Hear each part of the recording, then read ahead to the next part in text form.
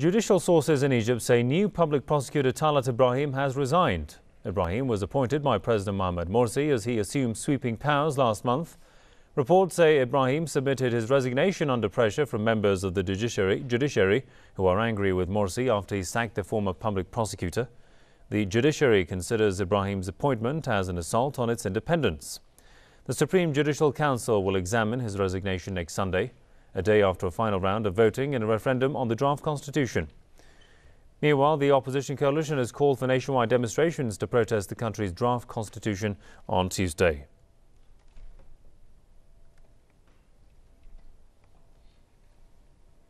In Tunisia, protesters throw rocks at the president and parliament speaker in Sidi Bouzid. That's the cradle of the revolution that erupted exactly 2 years ago.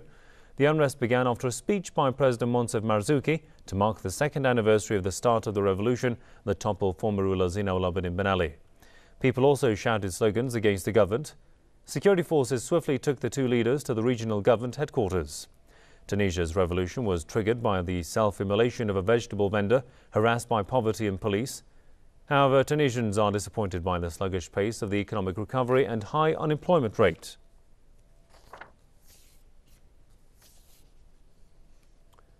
To discuss the situation in Syria more, I'm joined from Washington by Professor Nabil Mikhail. Welcome to the program, sir. Professor, it's the anniversary of the man who set himself on fire because of the dire situation Tunisia experienced at that time.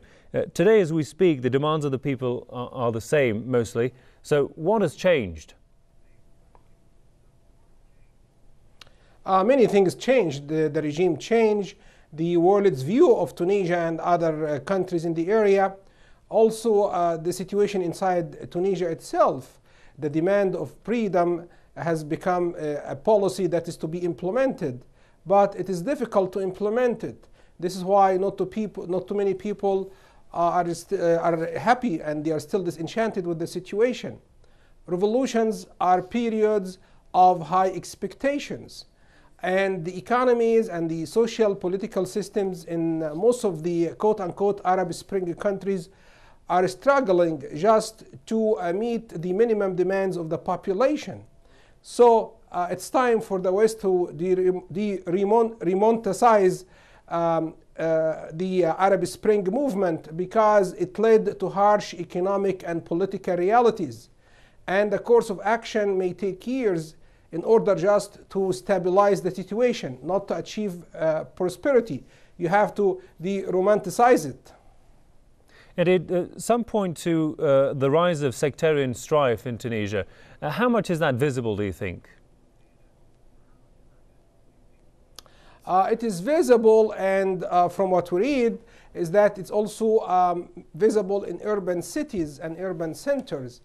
The question is, can the Tunisians reach consensus? One advantage Tunisia has, for instance, over Egypt is that foreign policy crises will not impact the economy negatively. For instance, any situation or any development in Gaza or Sinai will impact Egypt negatively. But Tunisia somehow is immunized because of its geography from the turmoil in Libya, from whatever can happen in the other Maghreb areas. But so far, the political elite of Tunisia that came on the wheels of the revolution have somehow immunized itself from the public. And also, it could not establish quick economic policies.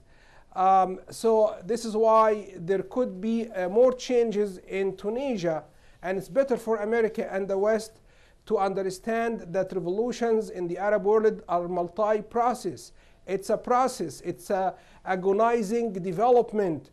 And America better basically approaches the area from a realist perspective. You have to have a realist perspective. Tunisia basically spurred the movement toward the first round of Arab revolutions. Tunisia also could be the country where other courses of actions, revolutionary and others, could follow suit. We have to keep watching this important country. And very briefly, Professor, what chances are there that Zine El Abidine Ben Ali, plus the money he took out of Tunisia, will be returned back to Tunisia? That depends on really Europe and America, because I mean these are deposits in foreign banks. I think my advice to the Tunisian government, and in order to stem the tide of discontent, is to campaign aggressively and basically even try to bargain with something for them to get the money stolen from the people. It is that simple. A corrupt leader bankrupted his nation. The people in that nation are entitled and have the full right to gain back the money and the wealth that was stolen from them. Indeed. Professor Nabil Mikhail from Washington, thanks for your thoughts there, sir.